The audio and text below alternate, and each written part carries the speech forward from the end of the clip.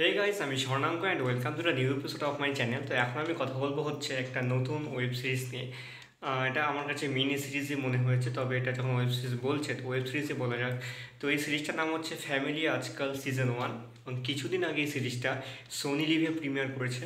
এবং এই সিরিজটা সোনি লিভে যেদিন প্রিমিয়ার করেছিল তার ঠিক পরের দিনে দেখে নিয়েছিলাম, রিভিউ করতে তৈরি হচ্ছে আর কি।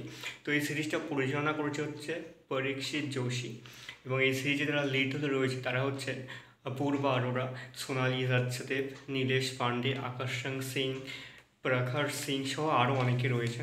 তো কেমন হলো সিরিজটা? তো প্রথমেই ফ্যামিলি আজকাল যে কথাটা আছে এটা শুনেই মনে হচ্ছে যে টিভিএফের কোনো কাজ, এবং তার সাথে সেইটা একটা ফ্যামিলি ড্রামা থাকবে, সেখানে কমেডি থাকবে, পাঁচ লাইন থাকবে, বেশ কিছু আমাদের নিজেদের যে আশেপাশের লোকজন আছে, নিজেদের জীবন আছে, সেই সম্পর্কিত বিভিন্ন ধরনের টুকটাক জিনিসপত্র নিয়ে গল্প। তো কিছুটা সেরকমই গল্পটা। তো গল্পটা দিয়ে সামান্য কিছু বলি, তো ট্রেলারের মধ্যে গল্প অনেকটা দেখিয়ে দিয়েছে, তো সেরকম কিছু বলার নেই। তো এখানে মেইন লিড রোলে যিনি রয়েছেন তার নাম হচ্ছে, সকলেই চেনে তাকে, অপূর্বা অরোরা। অনেক ভালো ভালো কাজ করেছে, আমার তার কাজ পার্সোনালি খুব ভালো লাগে। তো সে হচ্ছে একজনের প্রেমে পড়ে। তো যার প্রেমে পড়ে সে একজন ক্যাব ড্রাইভার। তো ক্যাব ড্রাইভারকে সঙ্গে যখন পরিবারকে মানে তার সঙ্গে দেখা করতে নিয়ে যায়, সেইখানে প্রবলেমটা হয় যে কতটা এই সম্পর্কটা তারা মেনে নেবে কি নেবে না, এটা নিয়ে পুরো সিরিজটা। এবং তার সঙ্গে শুধুমাত্র এইটা নয়, তার সঙ্গে আরও আশেপাশের জিনিসপত্র এবং বিভিন্ন ধরনের সমস্যা সেগুলো সম্পর্কে বলা হয়েছে। তো আমার গল্পটা বেশ ঠিকঠাক মনে হয়েছে, তবে আমাদের খুব চেনা গল্পের জন্য অতটা বেশি প্রেডিক্টেবল যে ব্যাপারটা সেটা খুব বেশি হয়ে উঠেছে। তো আমার কাছে এটা অনেকটা প্রেডিক্টেবলই ছিল। তো গল্পের মধ্যে যে ড্রামাটা তারা তৈরি করার চেষ্টা করেছে সেইটা কিন্তু খুব সুন্দর, চিত্রনাট্যটা সেই জন্য বলবো এখানে খুব ভালো লেখা হয়েছে।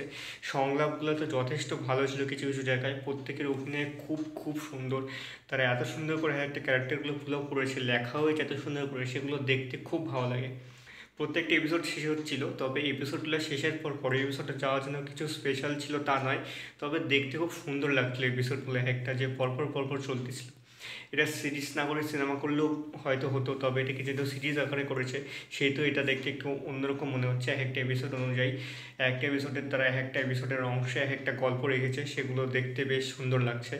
এবং এখানে সিরিজটা চলতে চলতে এক সময় খুব ইমোশনাল অবস্থায় চলে আসে, এবং তারপর থেকে ধীরে ধীরে আবার উঠতে শুরু করে, এবং তারপরে শেষ দিকটা একটা সুন্দর ক্লাইম্যাক্স দেয়।